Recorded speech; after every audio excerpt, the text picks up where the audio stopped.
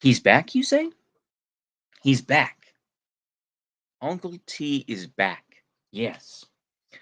Had two strikes on the channel, but you know what? Let's cut to the goddamn motherfucking chase. Russia did not invade Ukraine.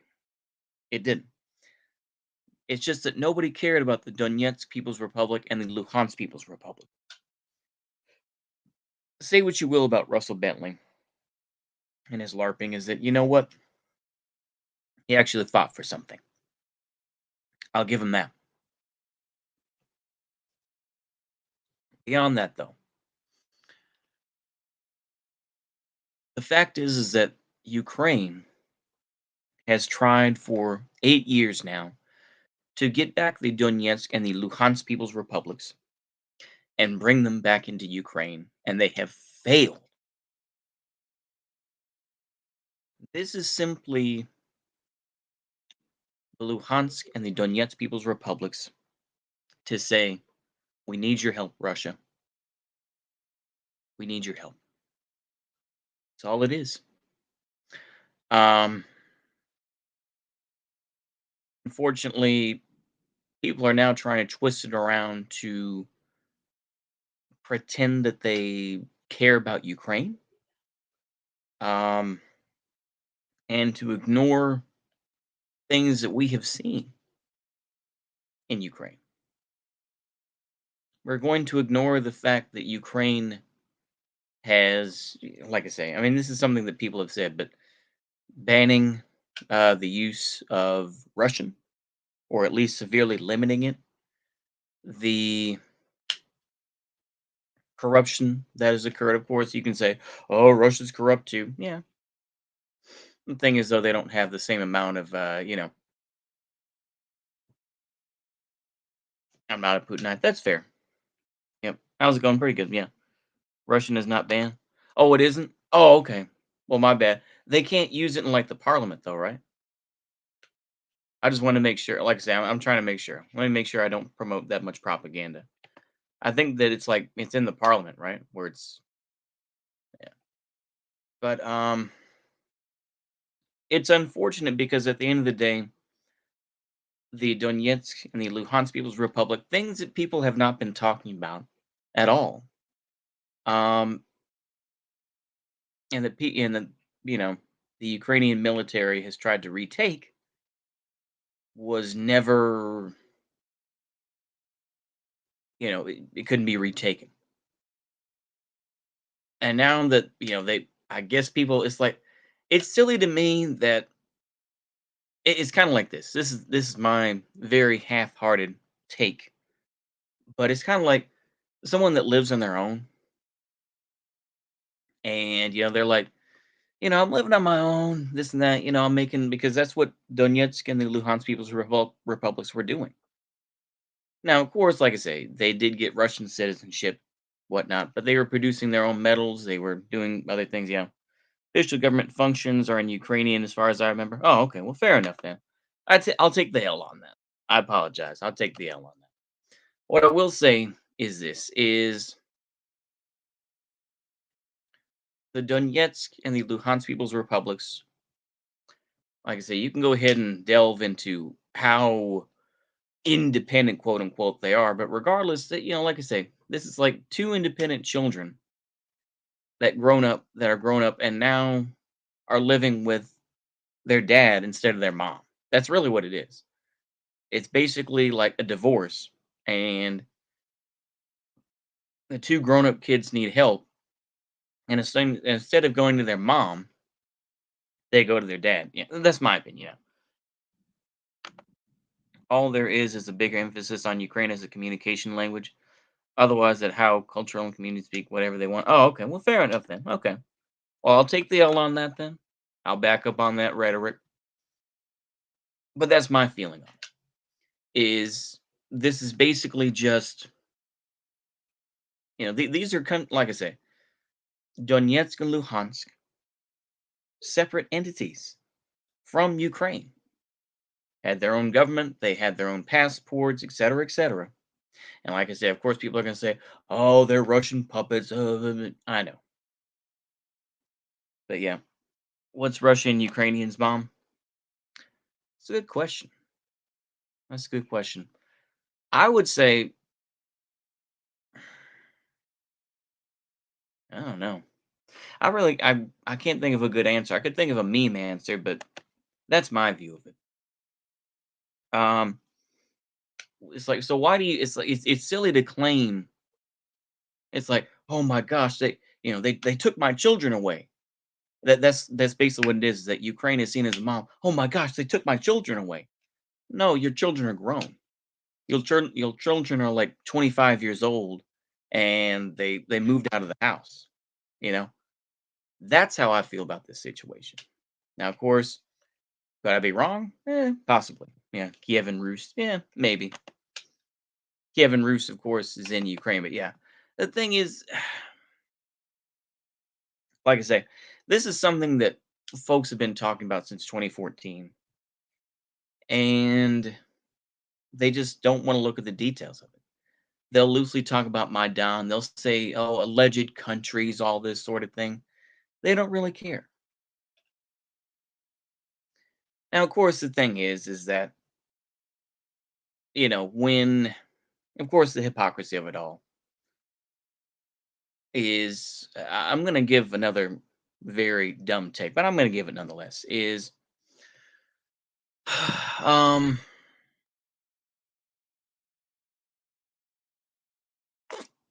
I'm going to try to think here very carefully, but it's like the retaking of, or let's do it this way, Rhodesia, being taken over, by what became ZANU PF, right? And of course, people would be like, "Oh, that's an anti-colonial struggle, this and that." Now, of course, once Robert Mugabe showed his true colors and had a mansion and was tearing down people's homes, suddenly he wasn't on their side. Suddenly. But I think it's a very silly thing where, oh my gosh, they break off, and because of that, they're not seen that way. I mean, maybe it's different circumstances. I could even give a similar one. TLDR, I've been watching Ukrainian news. We're all fed up with Russia and NATO. Yeah, that's fair. Like I say, and I have seen, in all fairness, I have seen protests where, um, Ukrainians are saying, look at what the United States has done. Look at all the countries that have been ruined because of the United States. The United States needs to stay out of our business, that sort of thing. Rightfully so. Rightfully so in Ukraine. Like I say, it's a very delicate thing that exists. I think people are oversimplifying things and simply saying, "Oh, well," I mean that's my view of it. Like I say, have I been, like I say, maybe I've been too cringe about this, but I feel like this is just it's just kind of ridiculous in my opinion. Yeah. Some even say that NATO has only helped Putin. Oh, absolutely. Now, I have no doubt that it has. I have no doubt that it has. Um, I don't know. It's difficult for Americans because I think that you can fall down the edgy irony trap, the whole. And admittedly, I've fallen down it where it's like, Russia-based America evil, this and that. But I don't want to completely give into the narrative that people like Vosh are correct when they say, well, America's not the only bad one. And I don't want to give into that narrative. So it's a very difficult thing, isn't it? Where you realize. But it's just, I don't know. When you see all this and it's like, why do you claim that they invaded? It's like Ukraine, the country, has not been in the Donetsk and Luhansk People's Republics. You know, they cut off supplies. Like I said, you can find it doesn't make sense to me because even Vice showed videos of the fact that Ukrainians living in the Donetsk and Luhansk People's Republics could not get their pension checks. Ukraine said, "No, we're not going to give you pension checks. Screw you." And so they had to get UN support. and or excuse me, they had to get, like Red Cross aid and everything else, which was brought in from Russia. So the thing, like I said, it's very ridiculous to me now that Ukraine does this, and I'm talking about the government now. Russia's just taking over Texas. Yeah, absolutely.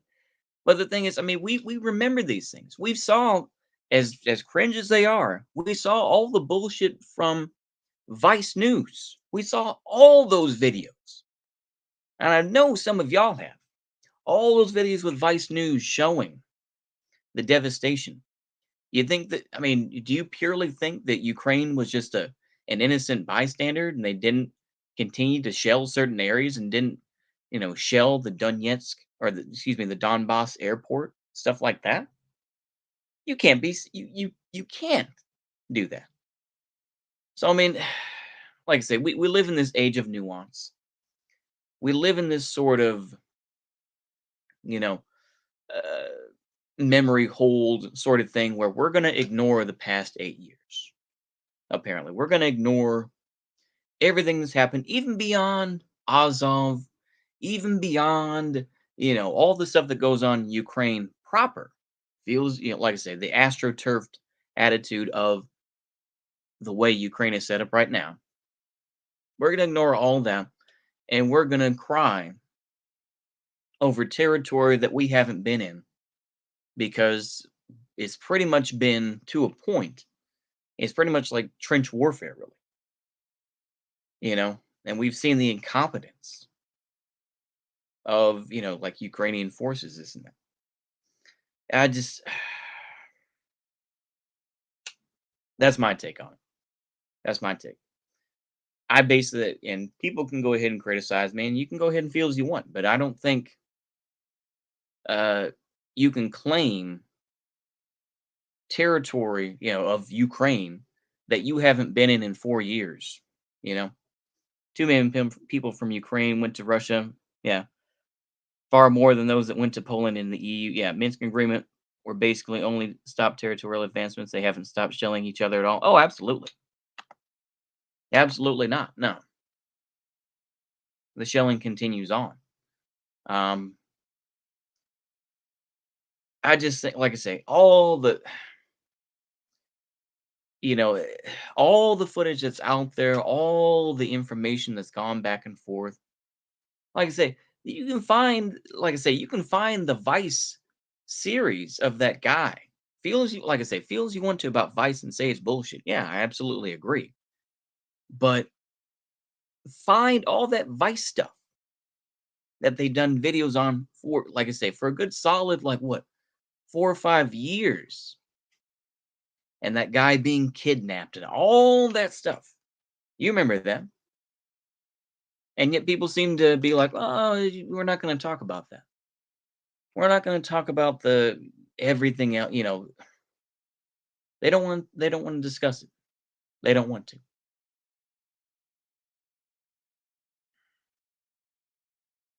Like I say, it's something that really an American like me should not be talking about, but Americans feel the need to butt in. Um, I think to a point, I will say this since now I've come back.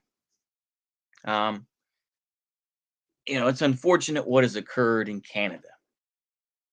Let's go ahead and just shift gears and yeah, talks in Ukraine shells Donbass cycle has come to an end. Oh yeah, absolutely. But let me go ahead and talk about Canada and think I'll wrap this up. Um, you know, it's unfortunate. It is unfortunate what occurred with the truckers' protest in Ottawa.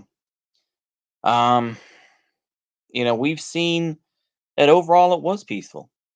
They weren't burning stuff down, this and that. There, was nothing like the George Floyd protests.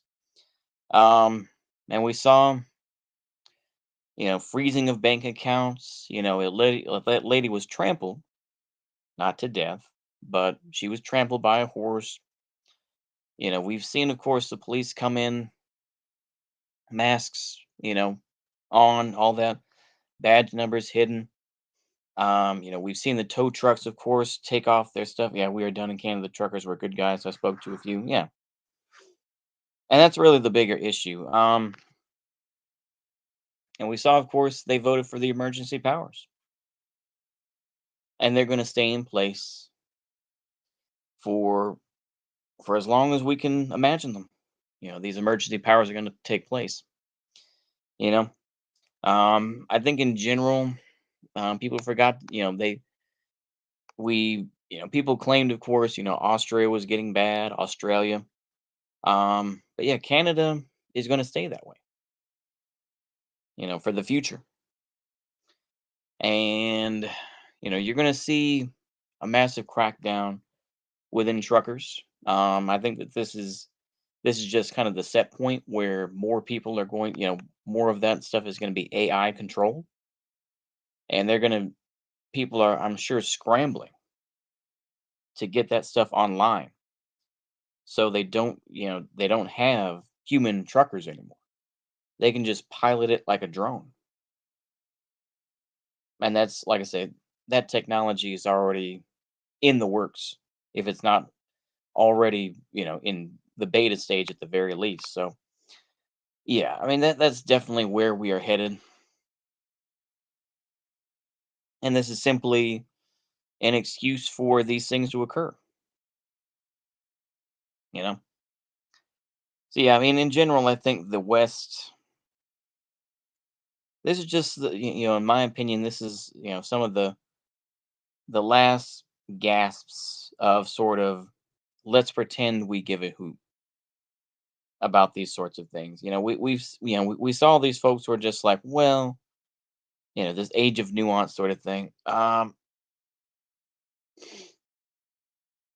And just not going anywhere. Yeah. Canada literally outdid the US with bogus insurrection nonsense. Oh, absolutely. Absolutely. And Trudeau ran away. You know, the thing is, I mean, who knows what's going to occur, with, I'm not sure about Canada's laws, this and that, or, how, PMs get elected up there. But I imagine, you know, uh, the libs in Canada, and not specific, I know Liberal Party is a whole different thing, but, libs, not Liberal Party, but libs, like like that Singh guy and all this sort of thing. They're going to come out in support of Trudeau, and they're going to continue to support that sort of thing. But yeah, just indicates the empire in its last stage. Oh, absolutely, yeah. And I think that we're going to see more of this sort of stuff. And the thing is, I think in general, as I would argue a lot of the time, lefties are on the wrong side of history. You know, the lefties who support vaccines, who, you know, for the most part now support Ukraine, um, they're out to, their principles, quote unquote, are going to keep them out of legitimacy. And maybe that's a cope answer, and maybe I am, but you know, we're going to see more of this occur. And like I say, it it is what it is. Like I say, I mean, I kind of kept my distance from talking about the Canadian protest because I wanted to see where it went, and because I had two copyright strikes on or community strikes on YouTube, so had to keep my distance. But I think I'm gonna change this title just in case they do get pissy with me. So I'm just gonna do I'm gonna call it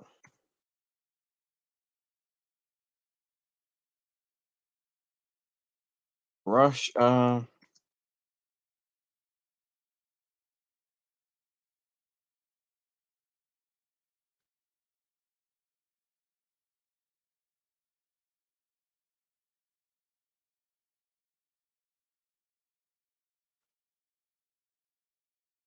just gonna do that. Rush bad. There you go.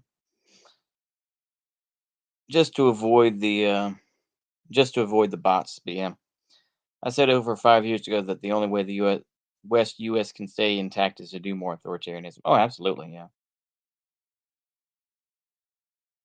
yeah. SPB, yeah.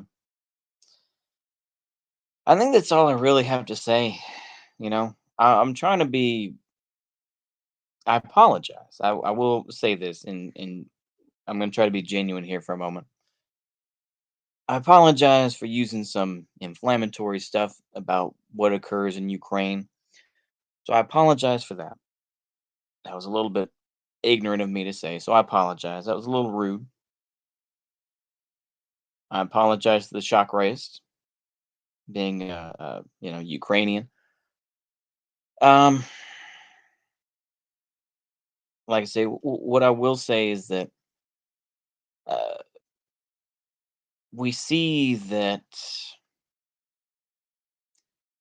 things are going down this road, and we see massive changes occurring and massive waves. And the fact is that we're not on that wave. We're not. Because we were being held back by the idea of social progressivism. And like I said, we sacrificed economic progressivism in any form for social progressivism and for basically accepting more people into the club. We accepted more people into the club without asking them to pay dues, you know? And because of that, now we have a country where you can window shop, basically. The United States, is a place where we can window shop. It's like, yeah, and it makes the envy that much stronger, but so few people can afford it. I know that's more of a socialist take, but yeah. They ask you to follow absurd rules because they need to know who is a friend and who is foe. If they asked us to do something reasonable, this would never happen. Oh, absolutely. Yeah. Yep. Definitely Carl Schmidt gang. Definitely. I need to get back into reading Carl Schmidt. I've got several books of his. Should read them, but that's all I have to say. I changed it to Russia bad. Like I say, it's nothing personal. I don't want to get hit by the bots. So, like I say, I do want to reiterate. I apologize for any you know rhetoric I promoted about Ukraine itself. So I apologize. I think that's all I have to say. Thank you, GSP. I appreciate that. And once again, I do want to apologize to the shock race. But yeah, till dear. Yeah, watching Ukrainian news, we're all fed up with Russia and NATO. Yeah, some even say that NATO has only helped Putin. Oh, absolutely. But yeah, I know I just want to make sure I went over that. So anyway, I think I'll go ahead and wrap it up there. No edgy stuff. So anyway, hopefully y'all enjoy that. See you later. Goodbye.